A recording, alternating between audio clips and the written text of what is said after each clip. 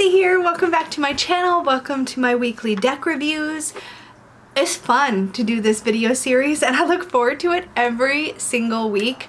I get to geek out with you guys, tell you how I liked working with the decks I've been working with this week, and some of you will actually tell me what you're working with or what you think about these decks, and I love that because I'm always really interested to hear what everybody is working with, how things are working out for you, because I think this is one of the ways we learn how things like this actually work out for us in real time. We see a lot of unboxings. I love doing unboxings and walkthroughs and deep dive walkthroughs of decks, but until I actually work with the deck, I don't really know how I'm gonna get on with it. And even decks that are in my collection, when I've not worked with them for a while, revisiting them, I learn about them again and I see if they're still working for me. So yeah, I really enjoy doing this. So if you're new to this series, I always work with, currently, I work with one tarot deck and one oracle deck each week. I am also working with runes with every daily draw, and that's been a really rewarding practice. I'm not going to keep showing those every week because I only have like 2 sets and it probably gets a little boring. But I've also been working with Lenormand, and I will show you the deck that I am working with all through October is this Under the Roses Lenormand by Kendra Hurteau and Katrina Hill. I really enjoy this, and it's got such a October-y vibe. It's got this kind of old world, kind of aged, I want to say almost Victorian, but I'm really bad with time periods, kind of feel to it. And I've really been enjoying it. I've been doing 3-card daily polls along with a Halloween challenge on Instagram. So you can see my posts of some of my spreads I've been doing, or some of my draws rather, I've been doing with this deck over there. Solid performer. I only have 6 or 7, I think, Lenormand decks, so not a lot of variety, and I'm okay with that because Lenormand is really a very punchy system that's about the meaning of the card doesn't change with the artwork, so I just like it for aesthetic purposes. So love this one, it's fun. This one does have little keywords hidden in the background. They're really hard for me to see, but I suppose if you had like a magnifying glass, or if your eyes are better than mine, you might be able to see them more easily, but it's kind of cool, especially if you're new to Lenormand. Anyway, let's get into this week's tarot deck. This week I have been working with the Bohemian Gothic Tarot by Baba Studio. This is Karen Mahoney and Alex Yukilov. I always say it wrong. This is a great deck. This was my first Baba Studios deck, I believe.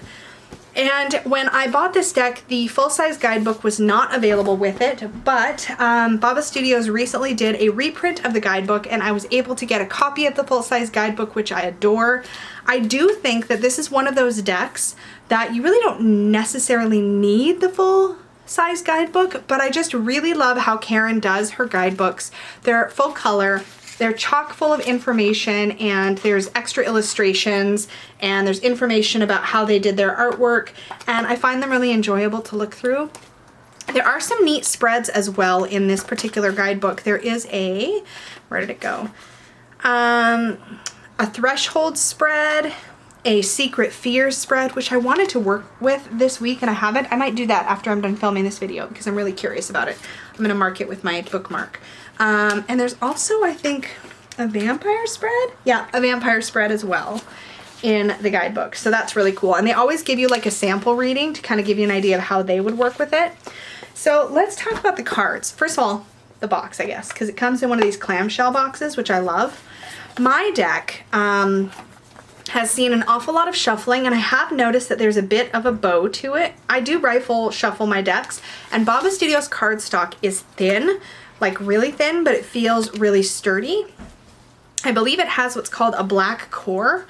I don't know what that means. It sounds fancy though, so it's probably good. But it rifles and bridges really beautifully. I love the backs. They've got this like sort of silver metallic kind of feel to them. I don't think they're actually metallic. I think it's the color that makes it look like that. But the artwork is really super vivid. I don't think that the camera does these cards justice at all, but they're very vivid.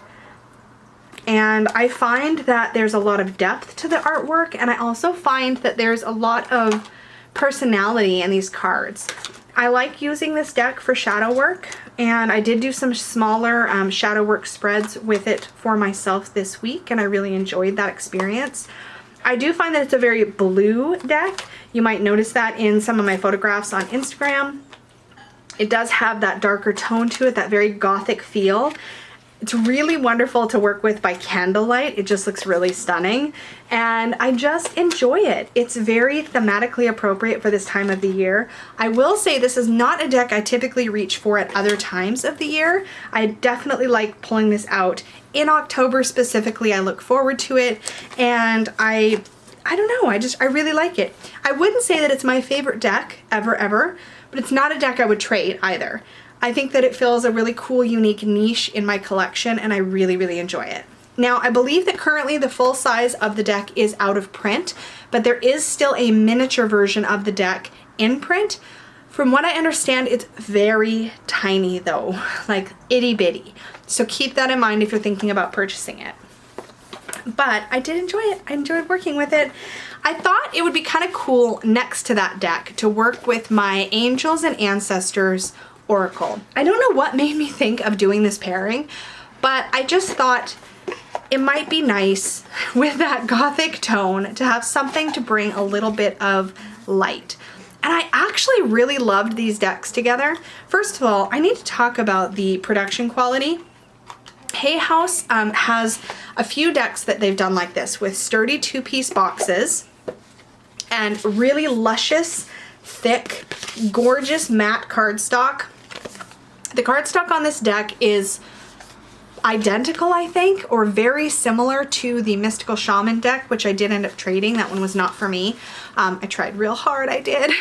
I did gild this deck myself with a gold acrylic paint marker, I believe it was acrylic, but it was a paint marker, a metallic paint marker, and it did wrap a little bit on the fronts and backs, you can see, and I actually really liked that effect. But I love the gold on this. It just kicked it up a notch. But I found that this deck read really well next to the Bohemian Gothic.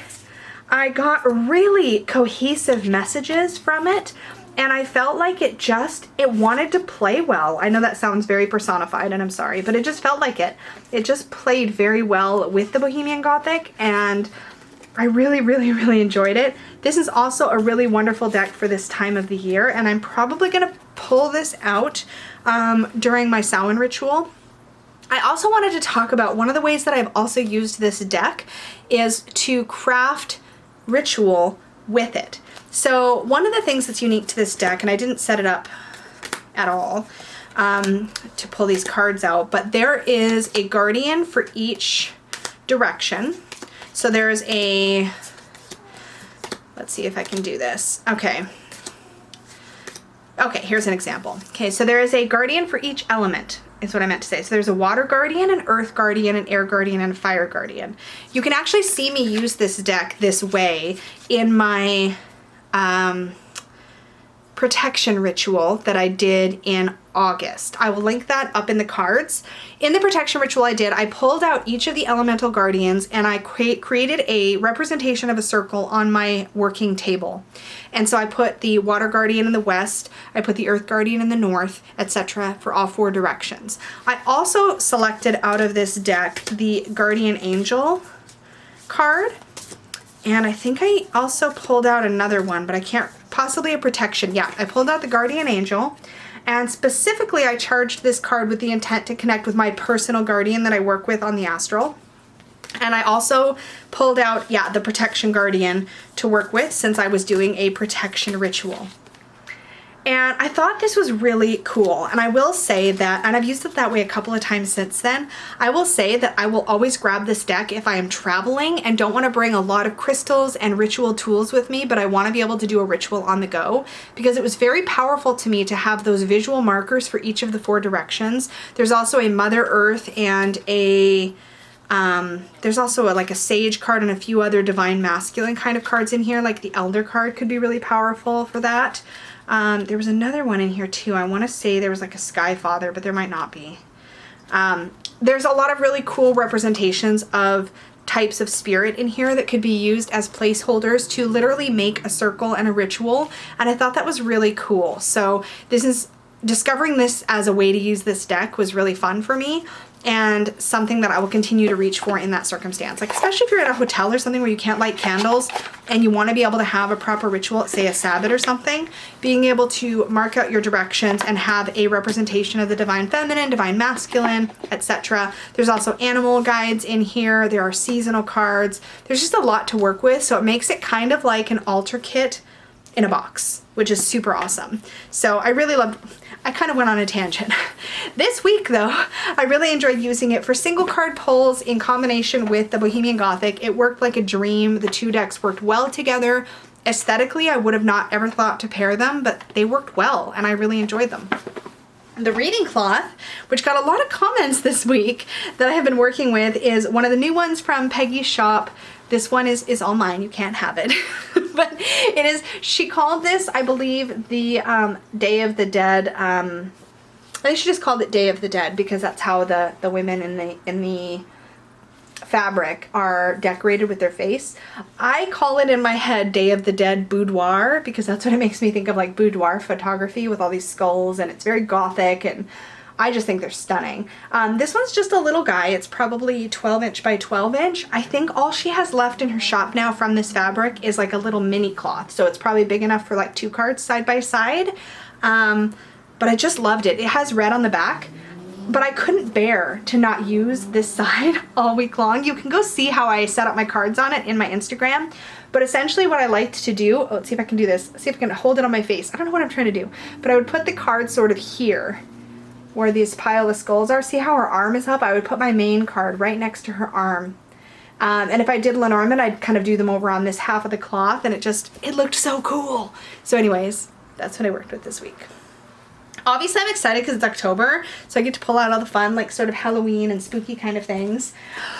Wait till you see what I'm gonna be using this week. Okay, so I am gonna be working with, and Peggy is a angel because she stitched this up for me. I have been whining for this, but she's been so busy with her sale that I finally was like, can I please have it because I need to film my video and I'm ready to work with this deck now. Look at this. I'm gonna tell you what's in it, but look at this bag. Look at this zombie, like 1950s. Look at this. Is this not perfect? And when you see what I've got in it, which will probably be no surprise whatsoever, I have in it my zombie tarot. If you have not seen this deck, you'll recognize by the artwork how perfect that fabric is, because look at the, are you upside down? No, you're not. Look at this like 1950s zombie wonderfulness. This deck is probably going to always be my favorite deck at Halloween time to use. I don't know, it's got so much humor and personality woven into the cards. I'm so excited to work with it this week. So I'll save most of my thoughts until after I've worked with it again, but I'm really, really excited. It's just a really fun deck. The little guidebook is great. It comes in a super cute box, but you guys know I'm not a box person because as you can see, I hang all of my decks on the wall, so no big boxes for me. So yeah. But look at this, look at how great that is. So I'm very excited and glad I finally have my bag. I just really had to, I had to just be like, make it for me, please. She had like the tiniest scrap of this fabric left. And so she literally had to take this pinup girl from one part of a fabric and this part from another. So it's technically stitched along the bottom. And she will do this sometimes on her bags to keep the front and the back design both upright. And it's beautifully lined as always, but it's so perfect. Okay, enough of that. I might as well just show you this part right away. The reading cloth that I'm gonna be using with it is my zombie pinup reading cloth. Look at this chick. She's so great. And then you see some of the other characters kind of peeking in as well, but that's what that looks like. And it's on a black kind of variegated color on the back. I won't be using the back, I'm quite sure. But my zombie cards are gonna look so great on this. So I'm very excited, in case it didn't show. When we spotted this fabric, it was like, oh my God, that fabric was made for this deck. So I'm very, very, very, very excited to have a cloth of that as well. And the Oracle deck that I'm gonna be working with beside it is just hard to resist working with. I've got this in this really cool, like, aged kind of tea-stained text pages piled up fabric. I love this fabric. It's got such a cool, like, like you'd open somebody's drawer in like an old haunted mansion and see all these papers piled up. That's what it makes me think of. But this is my Mildred Payne Secret Pocket Oracle. These cards, if you haven't seen them, now I've got the first edition of this deck, so I have the backs that make up the Ouija board. When you put them all together, it's like a puzzle. These cards are very fun to read with. They read really intuitively, but they're super thematically appropriate for this time of year. I love pulling them out. I'm really looking forward to playing with these. Yes, cannot wait. I'm missing the harp card, I think. So after this deck got released, there was like a whole thing where there was like a shovel card that you got through. There's a story. I didn't follow it as well as maybe I could have, but I did get the little extra shovel card. I did not get the extra little harp card. At one point they said they were going to send it to me and I never got it, so I was like, okay, I guess they ran out of harp cards. But there is a newer version of this deck that you can get now that's fully complete, and they have matching backs instead of the Ouija board puzzle back. But I think it'll be really fun to read with these next to the zombie oracle, and it puts me like fully in my Halloween mood, so I'm super stoked. That's what I'm going to be working with, of course, next to my rune of the day and my daily Lenormand pulls, mostly daily Lenormand pulls. That's what I'm going to be playing with. Sorry for the traffic noises. Always when I'm filming. Super quiet the rest of the time. Anyways, thank you so much for hanging out with me. I would love to hear what you are working with this week, or what you worked with last week, or what you think about any of these decks. So let me know down below. Remember to like, share, subscribe, and I'll see you all again very soon. Bye!